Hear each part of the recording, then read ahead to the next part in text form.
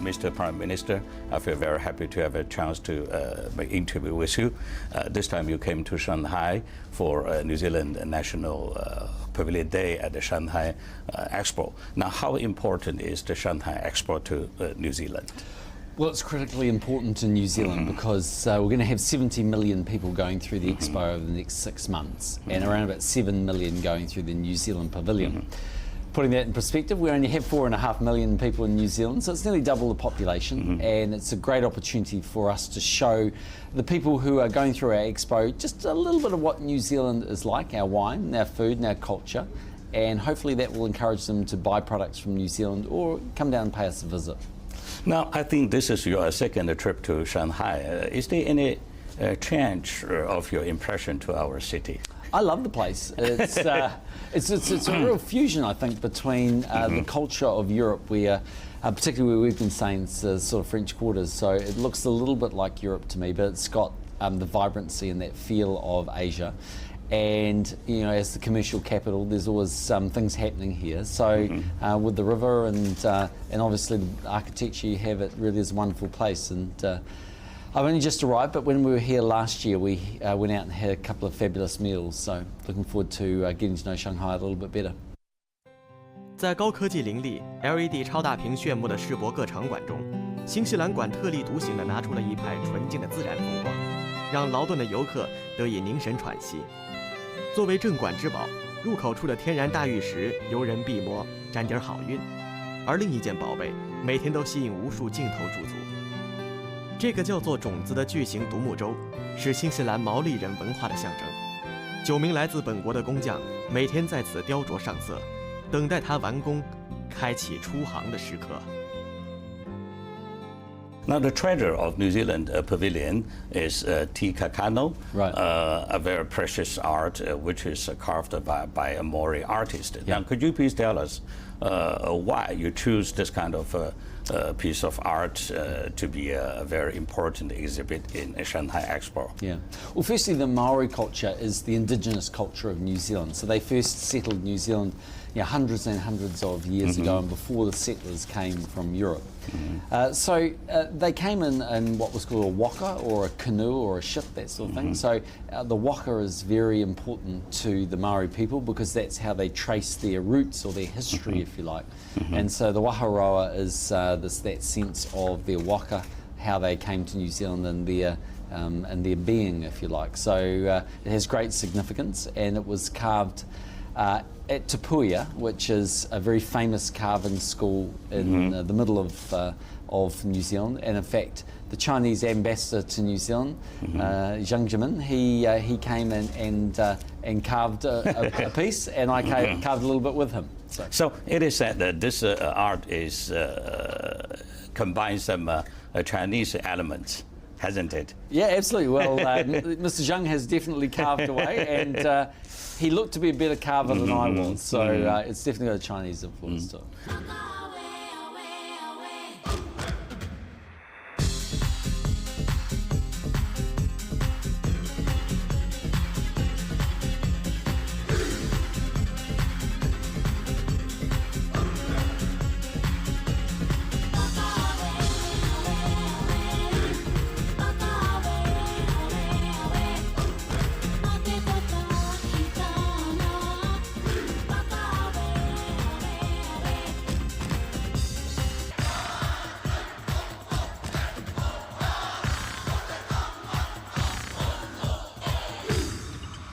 I think the culture of Maori people is guardianship and hospitality. So can these 2 points represent the New Zealand's attitude towards the world as a country? Yeah, I believe so. I mean, they're very friendly. They're quite entrepreneurial people. And are proving to be very successful, and as our indigenous culture, we're very proud of them. We have quite a big Maori population. It's 15% of the overall population. So if you compare that to, say, Australia, where their indigenous people, the Aboriginals, are only about 1%. So they're considerably larger, and a growing part of the population base, actually, their birth rates are higher than European birth rates. So yeah, they're doing very well, and they have great stories to tell, and the culture is is fused in amongst the New Zealand culture in a total way. 1901年，当现代工业刚刚起步，人们对旅游的概念仅仅停留在旅行的阶段，新西兰就具有前瞻性的成立了世界上第一个国家旅游局。100多年来，旅游已经成为该国的支柱产业之一。作为特色，约翰基当选内阁总理的同时，还兼任国家旅游部部长的职务，向全世界大力推广新西兰的休闲文化。As Prime Minister, you also take a role of tourism minister, which is very rare in the international political stage. I think, does it indicate a special mission, say, to develop tourism as a pillar industry in your country? It does. We want everyone to come to New Zealand, not all at the same time because it'll be a little bit busy, but look, we see ourselves as having a wonderful country. It's clean and it's green, it's safe. It's very beautiful, has tremendous scenery, has lots of different stories. It has the ability to deliver all sorts of different opportunities for people, adventure tourism to a very sedate, nice sort of bus trip through the countryside with lots of unique experiences. And for us, it's a very big part of our economy. It's 1 in 10 jobs, so 10% of people are employed there. And it's a big export earner for New Zealand. So we'd love people to come and fly down and pay us a visit. New Zealand's tourism brand, 100% Pure New Zealand, has celebrated its 10th birthday in 2009. So it tells us leisure activity as tourism can be also can be a brand. Now, can you tell us, in the past years, has New Zealand indeed experienced a double benefit in terms of culture and economy? Absolutely. I mean, the culture is an important part of the economy and an important part of the tourism offering. And for a lot of people, our most famous sporting team is our rugby team, and so they get to experience a little bit of that Maori culture if they watch the All Blacks doing their famous war dance, which they do before a game, called the haka, which is traces its roots back to when the Maori tribes used to sometimes go into acts of war against each other. So you had to face that haka whether you were friend or foe. And certainly the culture is a very important part of, you know, the reason why people come to visit. It's unique, it's something new, it's something you can't experience anywhere else in the world. China now is New Zealand's 4th largest tourism market. We noticed that the New Zealand government seem to be more and more open to China in terms of tourism. Apart from the healthy relationship between two countries and the large amount population in China, do you think what attract Chinese tourists the most? Yeah. Well, firstly, we've been quite lucky. I mean, we've had a very strong relationship with China right back to 1972. And New Zealand's been a country which has established a number of firsts with China. We were one of the first countries in the world to, or the first country to actually acknowledge China as a market-based economy. So we've had a number of firsts right through to the first free trade agreement signed between a developed country and with China.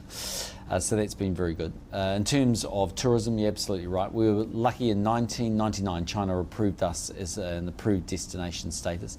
And in fact, even in my most recent visit to China, Premier Wen has expressed a desire to see more Chinese come and visit New Zealand. So we can't get a better endorsement than the Premier of China telling the citizens to come and pay us a visit. And we think there's just a lot of things to do there, everything from experiencing food or just our scenery or getting a sense of what Kiwi life is like, our laid-back and friendly culture. And the other thing I think that makes New Zealand slightly interesting is we have around about 250,000 Chinese living in New Zealand. So the language, Chinese language is spoken fluently in New Zealand. Most Chinese visitors would feel at home there. We're relatively speaking safe. So again, in all probability, people will have a good experience there, and something that's very different from probably what they see in China. It's a number of reasons. We educate a lot of young Chinese people, so export education where they come and study at our universities or schools. That's a big earner for New Zealand. We're also encouraging those that study in New Zealand to consider staying permanently. So we're seeing quite a move there for Chinese students doing their law degree or their accounting or medical degree and then staying in New Zealand. And in fact, we have we as a political party had the first Chinese member of parliament. So we're doing pretty well. And we've actually had the first Korean member of parliament actually as well. Now, we saw a photo that was taken when you were in the South Pole in 2007. Yeah. What was the important experience from that trip? Yeah, just to get a sense of Antarctica. We have a big role to play in Antarctica. New Zealand is one of the signatories to the treaty down there, so we're there committed to preserving the health and environmental benefits of the South Pole. Our base is actually quite close, in fact, very, very close to the American base. So we're at Scott Base and they're at McMurdo. We're about a 3-minute drive away.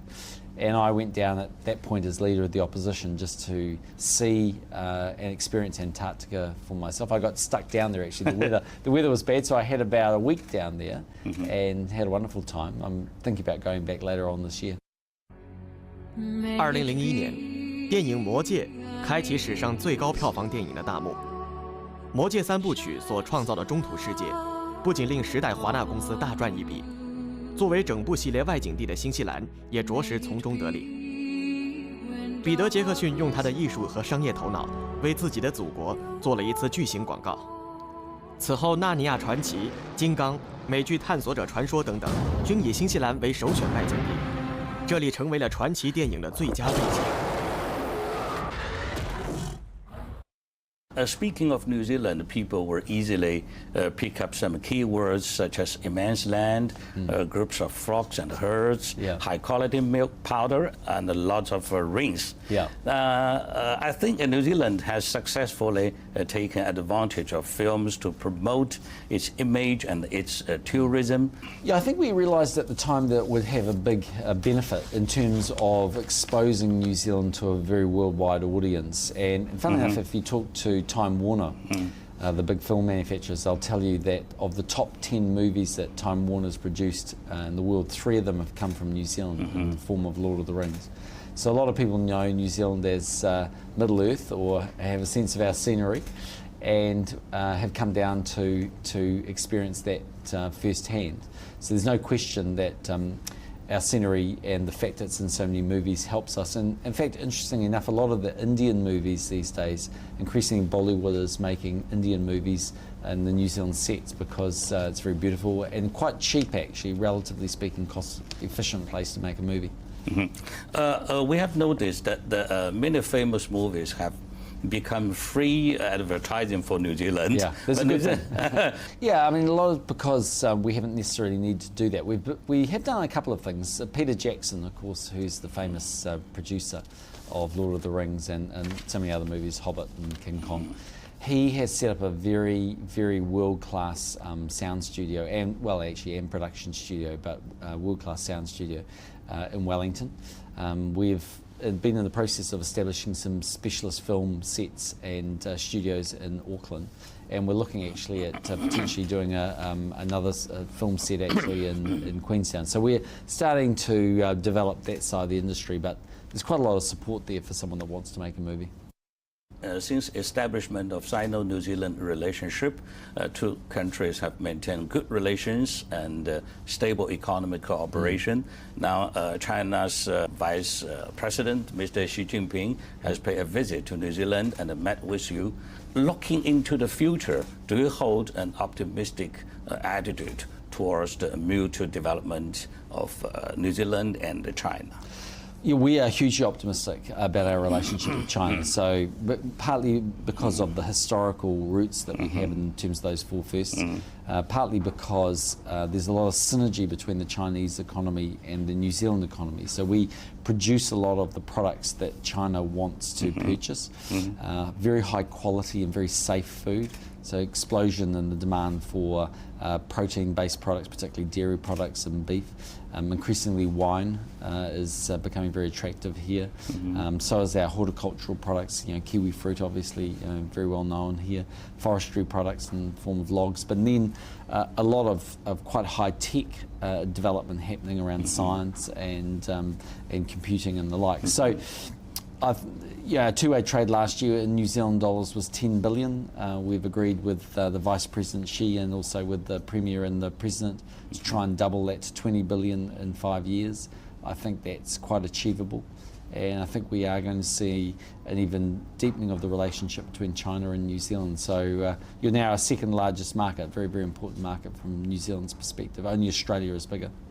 Now, you just mentioned the kiwi fruit. I think kiwi fruit is a very special bond between the New Zealand and China. We know kiwi fruit is originated in China, but it was called the Chinese gooseberry when they exported it to New Zealand. So do you find it's a very interesting bond? It is an interesting bond, yeah.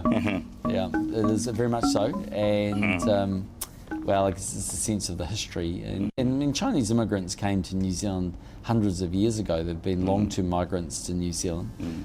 We've had some very famous New Zealanders living in China, Riwi Ali being the most obvious, listed as one of the 10 great friends of China. So, I think we're, as two countries, in tremendous shape, and that relationship will only get closer as more and more of our citizens either come and live in China or Chinese citizens live in New Zealand, and we build those people-to-people links as well as the great trade and cultural links that we enjoy. Yeah, kiwi fruit is my son's favorite. Really? Does he eat the gold or the green, or he likes both? The gold is very popular. Yeah. We noticed among your members of cabinet there is a Chinese face, Mrs. Pansy Wang. Yeah. And what do you think of the Chinese will join in your cabinet? Well, we love having Pansy as part of our team. She's the first, not only the first Chinese member of the New Zealand Parliament, but the first Chinese cabinet minister in New Zealand's history. And that's a reflection on both her ability and skill, but also the fact that there's a very large Chinese population in New Zealand, and they're playing an increasingly important role in our economy and in our development as a country. So from that perspective, yes, she's very important, and she's already had a good history, and I'm sure that'll continue. She was born in Shanghai. So she loves Shanghai. So which made us feel much close. Yeah. Now, are you happy with your cooperation with her? Indeed, very much so. We're very lucky. 约翰基2008年当选新西兰总理，当年才47岁，是少壮派的代表。媒体面前的他充满活力，总是以年轻态的笑容出现在每一个场合。作为一个亲民的领导人，他愿意和大家分享自己甜蜜的婚恋和家庭故事。他是运动强人，尤其喜爱新西兰国家运动橄榄球。约翰基尤其受到孩子们的喜爱，人们经常在各年龄层的儿童活动中见到他的身影。We know that you have been living a sweet married life. Your wife and you went to the same high school. The love journey between you two must be pure and romantic. Would you please share with us? Yeah, well, I'm sure she sees it that way, having been married to me for 26 years now. So, no, I'm very lucky. We got together when we first met when I was about 17, and I think my wife was 15. So we've been married now for a very long time. We have 2 children. So I'm very lucky. She's very supportive of me, and she's come on this trip actually. She's in Shanghai. She likes China, so she's brought the children with her, and they are out shopping, so they will no doubt be promoting the Chinese economy. Women love to do that. Unfortunately, she's got my credit card, and she's having a wonderful time. I haven't heard from her for the last couple of hours, so she's busy buying things, I think. So she'll leave you alone. Absolutely, she'll leave me alone. Yeah. She'll give me the bill later on tonight. We learned that you enjoy cooking, right? I like cooking. Do you cook some special meals for your wife or for your family? I do when I'm home. I'm busy, obviously, a lot, but we cook a lot. I cook a lot of different meals. I like cooking beef stroganoff as a sort of bit of a specialty. I like cooking a range of New Zealand meals. I used to cook a little bit of Chinese food actually. Well, I tried once to cook. Some very famous. When we lived in Singapore for a year, I used to try and cook pepper crab and chili crab at home. That's not easy to make in your own home. But if you're the Szechuan dishes, I don't think I can make Peking duck. But we had some wonderful Peking duck last night, but I'm not sure I can make it myself. Yeah. We learned that your favorite sport is golf and rugby. I think rugby is very, very popular in New Zealand. Do you think you are a master sportsman? Not a master rugby player, but I would certainly enjoy watching it. And I've been patron actually to the All Whites campaign where they went to South Africa, so they've had a wonderful time. I like playing golf. After politics, I'm going to play a lot more golf. And there's some beautiful golf courses in New Zealand, and it's quite cheap actually to play. So post-politics, I'm going to play and get my handicap down to single figures. Now this time you went to the South Africa Yeah. to to watch the match. How do you feel? Unbelievable to be there. We were ranked 78th in the world, so no one could believe we were going to the World Cup, and in the end we didn't lose a game there. The game I went and watched was in Nelspruit, which is by Kruger National Park, so we drew with Italy 1-1, and in fact we were very unlucky to lose, so yeah, it was a great opportunity, and yeah, for New Zealand we're very proud of our team, and we hope they can work hard and get back in 4 years' time. Do you think maybe New Zealand team will be better in the future? Yeah, they'll definitely be better. I think their ranking will go up. I mean, they've just had such great results not to lose a game there that I'm sure they'll be ranked higher than 78 pretty soon. 约翰基为推广国家旅游做了很多新的尝试，比如他曾登上美国著名电视脱口秀，亲自大力吆喝，用幽默的表达方式告诉观众不得不去新西兰的10大理由，博得满堂彩。Wait a minute. Leonard's on at 9 o'clock. Would you please use 5 key words to recommend and to describe your country as you did in the David Letterman show? Yeah, well, I think it's beautiful. It's a beautiful country. It's prosperous because it's doing extremely well. It's an exciting place to go. We have lots of tourism. It's friendly and welcoming. You know, people love coming to New Zealand, and most of all, it's clean, and it's a very beautiful country with a great environment. So we absolutely encourage everyone to come and see us and to sample New Zealand and to have an experience that so many New Zealanders probably don't even understand. It's as good as it's our little bit of paradise in the bottom of the South Pacific. Can you pick up some Mandarin or Shanghai dialect? Shanghai dialect maybe not so good, but Ni Min Hao and Xie for having me on the show. So thank you very much. And yeah, maybe in time I'm going to have to learn a little bit more. I do know Gong Xi Fa Chai, so have a happy new year. Yeah. Would you please learn some Shanghai dialect? Okay, if you can teach me some. I teach you. Okay. 大家好。大家好。新西兰老好白相。新西兰 was last. 新西兰。新西兰老好白相。老好白相。Okay, thank you very much. 谢谢，thank you so much. Nice to meet you. Thank you.